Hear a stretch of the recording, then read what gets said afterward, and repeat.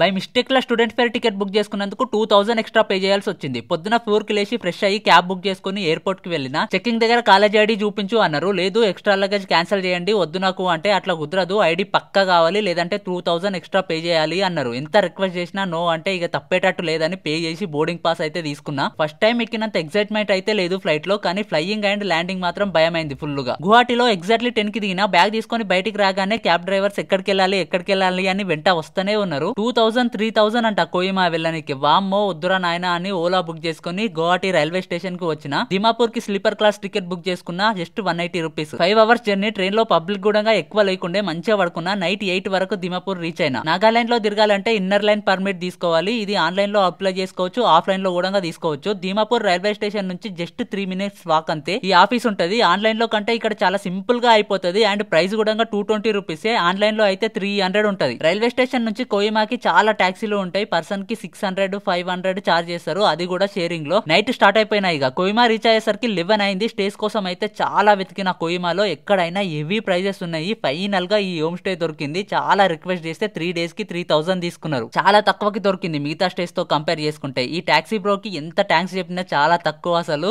Room దొరికే వరకు నాతోనే ఉండి రూమ్ ఓకే అయ్యాక మనీ తీసుకుని వెళ్ళిండు. గ్రేట్ అసలు. ఇది రూమ్, కిచెన్ కూడా ఇచ్చిర్రు. బాల్కనీ వ్యూ అయితే మస్తు ఉంది. హోమ్ స్టే డీటెయిల్స్ డిస్క్రిప్షన్ లో మెన్షన్ చేస్తా, చెక్ చేయండి. ఫైనల్ గా కోహిమా అయితే రీచ్ అయిపోయినా. పొద్దున లేసి హార్న్బిల్ ఫెస్టివల్ కి వెళ్ళాలిగా. ఈ journey full video already YouTube లో అప్లోడ్ చేసిన. ఇంట్రెస్ట్ ఉంటే వెళ్ళి చూసి నచ్చితే మన ఛానల్ ని సబ్స్క్రైబ్ చేసుకోండి.